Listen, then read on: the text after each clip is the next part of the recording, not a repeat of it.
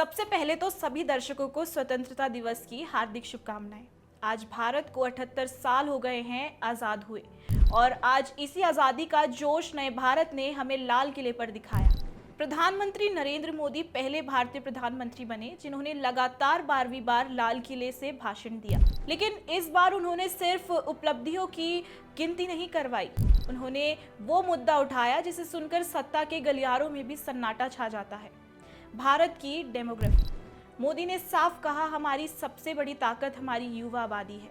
यही हमें अगले 25 सालों में दुनिया के शीर्ष पर पहुंचा सकती है, लेकिन अगर जनसंख्या का संतुलन बिगड़ा तो यही ताकत बोझ बन जाएगी। उन्होंने चेताया कि कुछ इलाकों और राज्यों में जनसंख्या अनुपात खतरनाक तरीके से बदल रहा है।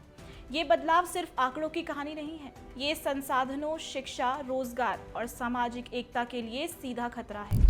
इसकी सबसे तीखी झलक हमारे सीमावर्ती इलाके और महानगरों में दिख रही है। पश्चिम बंगाल जैसे राज्य जहां सत्ता का गणित वोट बैंक पर टिका है, वहां घुसपैठियों के लिए न सिर्फ चुप्पी है बल्कि परोक्ष समर्थन भी। यही नहीं, TISS Tata institute of social sciences की रिपोर्ट ने यह भी उजागर किया था कि मुंबई के कई हिस्सों में अवैध बांग्लादेशी प्रवासी बस्तियां बनाकर बैठ गए हैं और स्थानीय संसाधनों, पानी, बिजली, जमीन पर कब्जा कर रहे हैं। और जैसे ही इन घुसपैठियों पर कार्रवाई की बात होती है, ममता बनर्जी इस मुद्दे को बंगालियों पर हमला बताने लगती है, जैसे कि बांग्लादेश से घुसकर आए लोग और भारत के नागरिक बंगाली एक ही हो। असलियत ये है कि ये लड़ाई भाषा या पहचान की नहीं, कानून और नागरिकता की है। अवैध बांग्लादेशी और भारतीय बंगाली में फर्क साफ है, बस ममता की राजनीति में ये फर्क धुंधला कर दिया जाता है। अब तस्वीर बदल रही है। जयपुर और अहमदाबाद जैसे शहरों में एविक्शन ड्राइव्स चल रही है, जहां प्रशासन इन अवैध बस्तियों को हटाने के लिए बुलडोजर चला रहा है। पहले इन लोगों के लिए सबसे बड़ा कवच था फर्जी आधार कार्ड। एक बार आधार कार्ड बन गया तो बाकी दस्तावेज भी आसानी से मिल जाते थे और फिर ये घुसपैठी वैध नागरिक की तरह सब सुविधाएं हड़प लेते थे। लेकिन अब सरकार ने इस सेफ्टी नेट में छेद कर दिया है।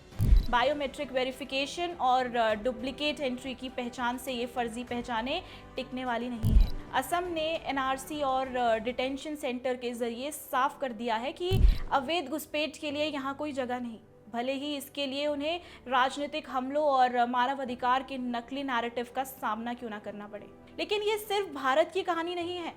आज अमेरिका, यूरोप और ऑस्ट्रेलिया जैसे विकसित देश अनियंत्रित प्रवासन की मार झेल रहे हैं। बेरोजगारी, अपराध, दर में उछाल और सांस्कृतिक टकराव सब कुछ उस लापरवाही का नतीजा है जिसमें सीमाओं को कागजी औपचारिकता बना दिया गया।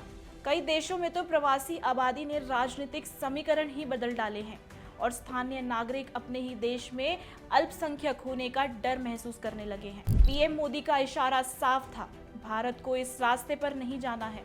हमारी डेमोग्राफी हमारी ढाल भी है और हमारी तलवार भी। इसे सही दिशा दी तो दुनिया हमें युवा शक्ति कहेगी और अगर इसे अनियंत्रित छोड़ा तो ये वही होगी जो हमें भीतर से खोखला कर देगी। धन्यवाद।